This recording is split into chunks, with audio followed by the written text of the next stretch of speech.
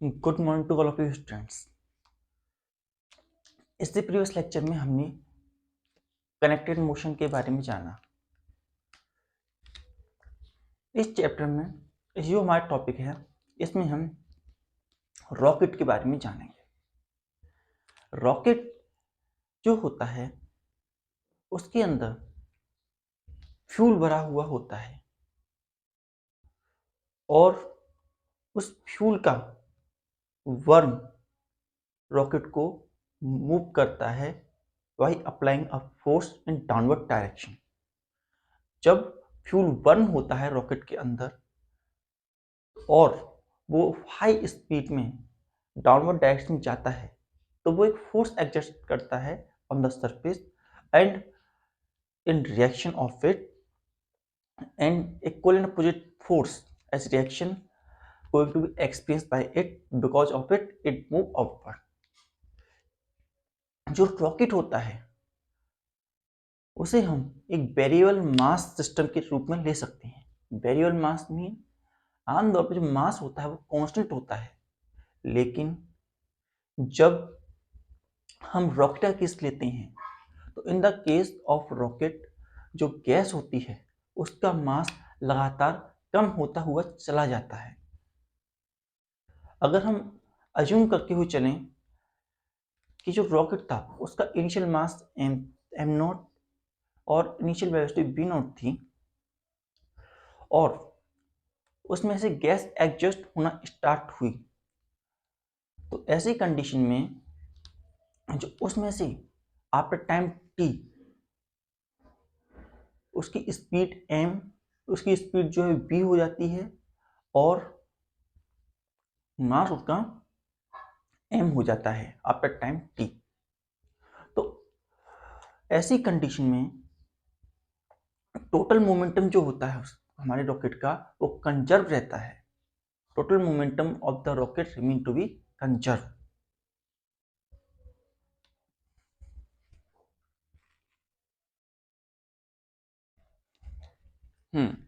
इसे जरा हम एग्जाम्पल में से देखते हैं जरा।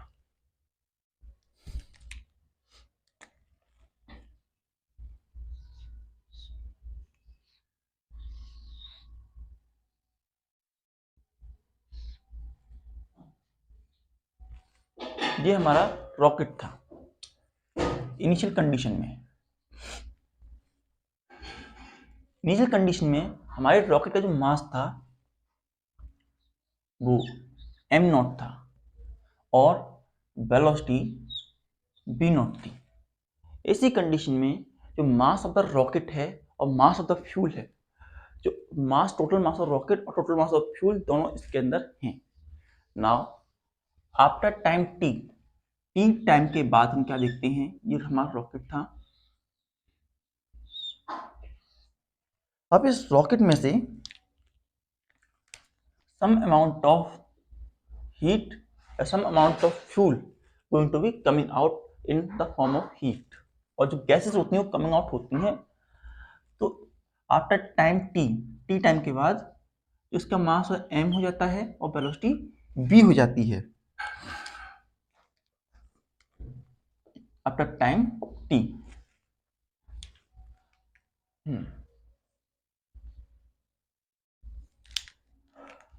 तो इसके मास में जो चेंज आया उसे हम ऐसे लिख सकते हैं, चेंज इन द मास। ये रॉकेट जो मास था एम, वो उसमें से कुछ मास एम नॉट में से कुछ mass d m that is of gas वो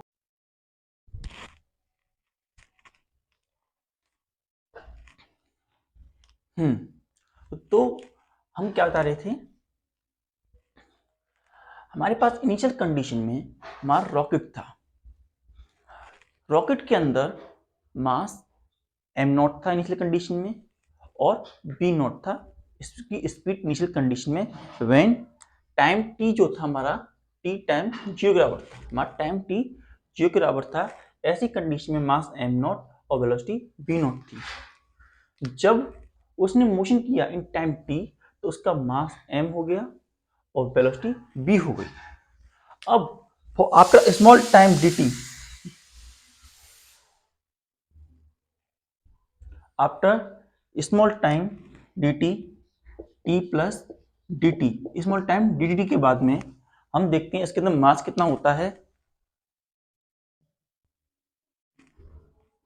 तो इसके अंदर मास होता है हमारा, वो हो जाता है, थोड़ा मास कम हुआ क्योंकि गैस आउट हो रही है, और जो गैस आउट हो रही हैं वो वी जी स्पीड से हो रही हैं। स्पीड ऑफ जो है गैस की वो वी जी है। नाउ जो मास है वो हमारा m minus d m, sum of the mass get execute या खत्म हो गया,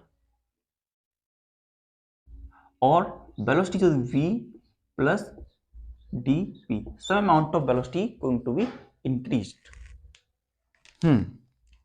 तो यहां पर हमारे पास क्या क्या है, m naught initial mass, m naught is the initial mass, initial mass था, v initial velocity,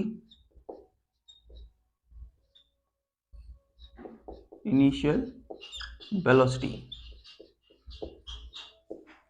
m mass after time t, time t के बाद m, उसके बाद b मास आफ्टर और velocity after time t, velocity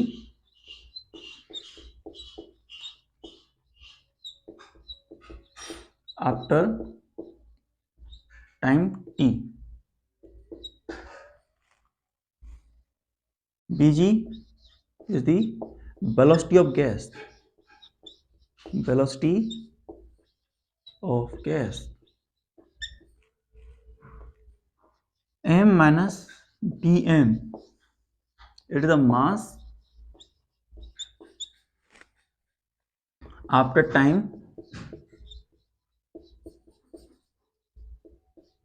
t plus dt, after time t plus dt जो हमारा मास बना m t minus m के बराबर हुआ, वहीं b प्लस tv यह है मास आफ्टर टाइम, ये हमारा मास है, ये हमारी वेलोसिटी है, वेलोसिटी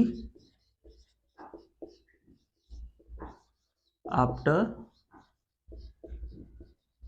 टाइम t dt।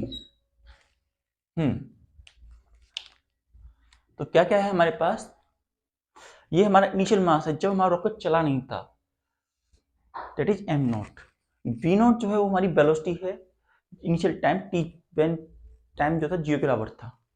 ये हमारा m जो है मास आफ्टर टाइम t टाइम के बाद जो मास था m हुआ, और वेलोसिटी आफ्टर टाइम t, जो वेलोसिटी थी t टाइम के बाद कितनी थी, velocity of the gas, gas ejected out हो रही हैं उनकी वेलोसिटी v g के बराबर है, and m d minus m, क्योंकि some amount of mass is going to reduce as a gas coming out, therefore जो मास है वो m d minus dm, dm जो होता है स्मॉल चेंज इन मास है, स्मॉल मास से रिड्यूस हुआ टाइम dt के अंदर, और v dv जब मास रिड्यूस हो रहा है तो वेलोसिटी इंक्रीज होगी, तो m dv वो वेलोसिटी है।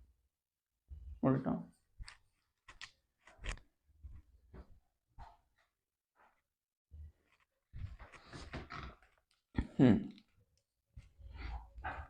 नाउ हमने सब पढ़ रखा है कि according to law of conservation of mass और law of conservation of angular momentum या फिर law of conservation of energy, या जितने भी कंजर्वेशन के लॉ होते हैं उन सभी में जो कंजर्वेशन होता है वो ये दिखाता है कि एक क्वांटिटी को न क्रिएट किया सकता है न डिस्ट्रॉय किया सकता है, उसमें केवल उसकी फॉर्म चेंज किया सकता है। उसी तरीके से हम रॉकेट की कंडीशन में हम law of conservation of momentum को लेंगे, law of conservation of linear momentum. इसके अकॉर्डिंग क्या होता है, law of conservation of linear momentum के अकॉर्डिंग जो momentum of an isolated system can nether be created nor be destroyed, it remain constant. जो momentum होता है किसी भी बॉडी का, उसे न बनाया जा सकता है ना ही उसे डिस्ट्रॉय किया जा सकता है, वो कांस्टेंट रहता है। तो कितना मोमेंटम है इसका? Momentum of the rocket, momentum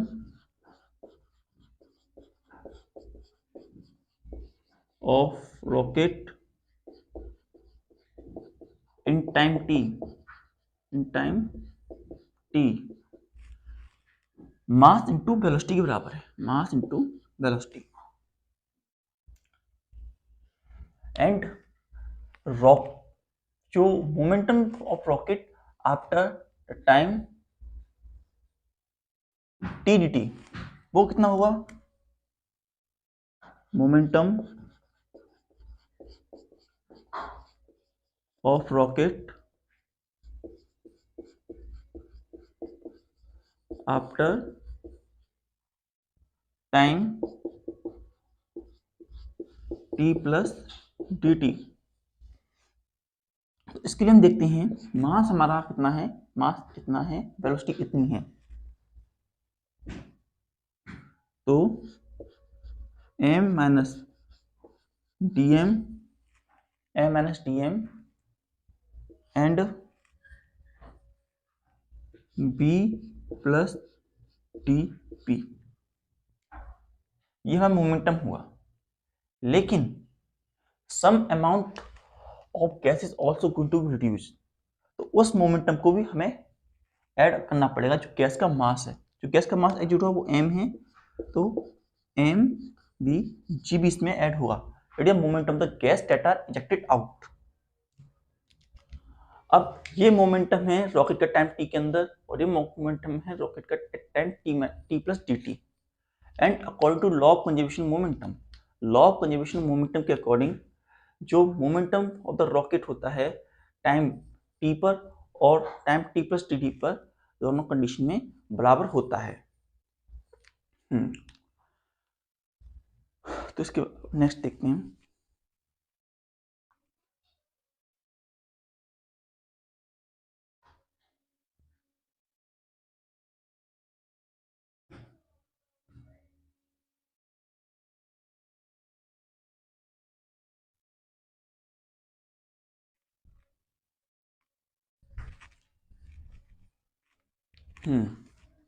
तो अब तक हमने जाना था प्रीवियस लेक्चर्स के अंदर कि जो मोमेंटम ऑफ द रॉकेट है in time t m b होता है, और momentum of rocket after time t t plus d t के बराबर होता है।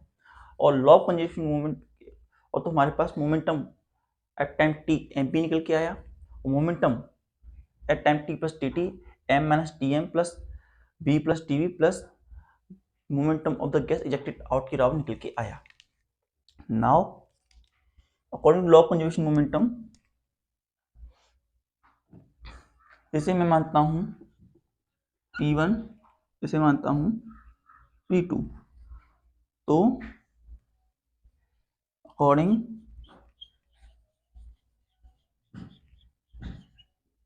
To law of conservation momentum,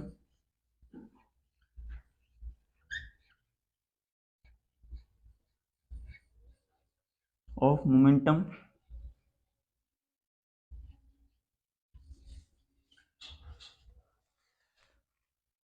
जो P1 है वो बराबर होगा P2 के। P1 is equal to P2। So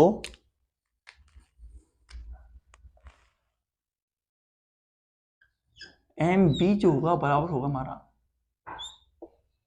m minus d m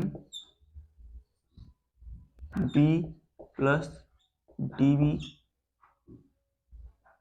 plus m b g के बराबर। Now m b equals to, थोड़ा से अंदर मल्टीप्लाई करते हैं हम, m b plus d v minus d m b plus d v plus m b जी। हमने क्या किया, अब m का मल्टीप्लाई इसमें किया, सेपरेट कर दिया, dm का मल्टीप्लाई इसमें किया, तो अब क्या मल्टीप्लाई करके देखते हैं, तो mb equals to mb plus mdv minus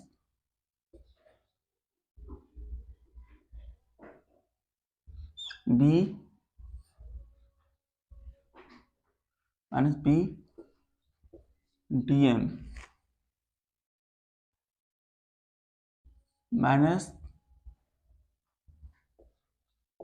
dm db plus mbg। हमें देख सकते हैं mb से mb कैंसिल हुआ, mb से mb हमारा कैंसिल हो गया।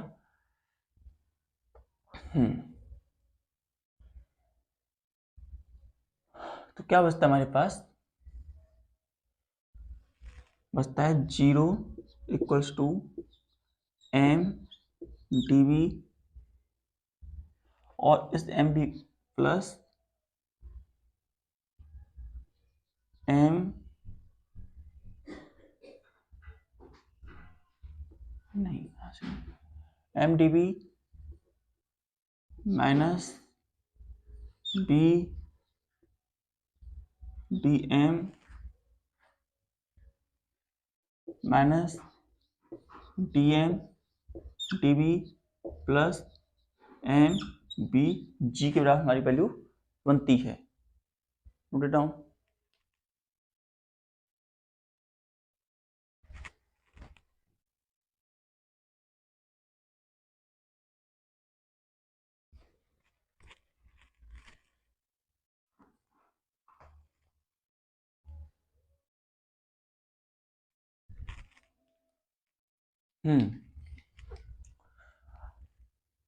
तो हमारे पास क्या निकला, जो हमारे पास मोमेंटम था, इनिशियली समझते हैं हम, हमारा फुल मोमेंटम जो था mb था, momentum after time t plus t जो था p2 equal to m d minus m b plus tv and dm bg के बराबर था।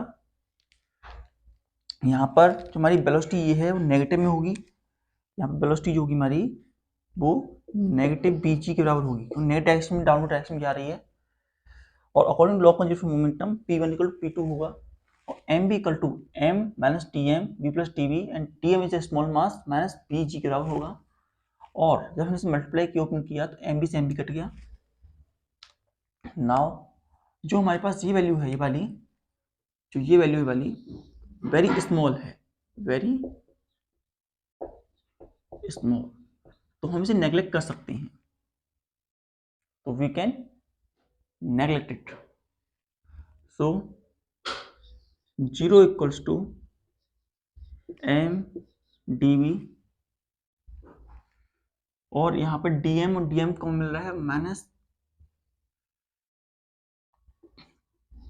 b, तो हम कह सकते हैं dm b प्लस bg।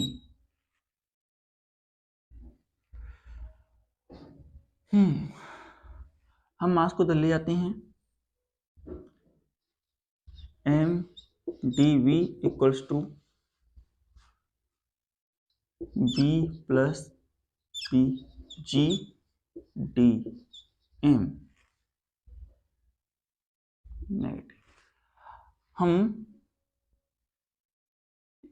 ये जो है b पूरी वैल्यू को माइनस के u के बराबर मान लेते हैं, that is b plus bg जो है माइनस के u के बराबर है हमारा।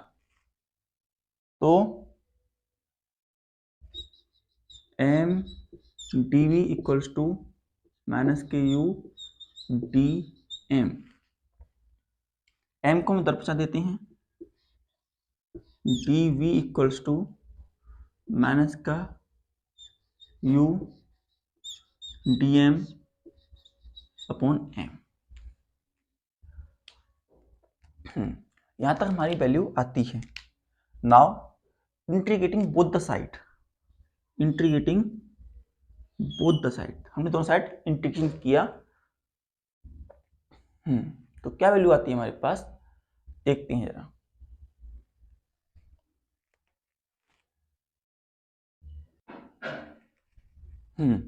हमने इंटीग्रेट किया from initial mass m naught, mass को एम नॉट से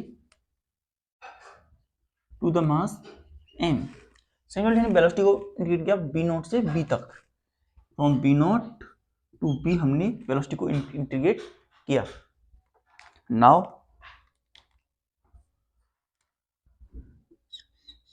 v equals to b naught b and that equals to u minus log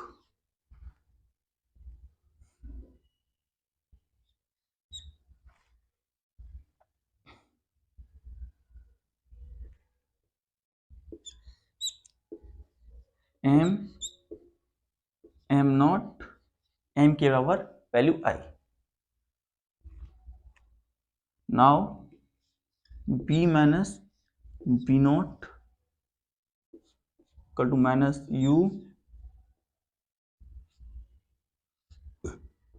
equals to log m minus log m naught. Negative sign अंदर multiply कर देते हैं, तो v equals to negative b naught बराबर u log m naught log m. ये वैल्यू हमारी निकल के आती है। नाउ हम इसे लिख सकते हैं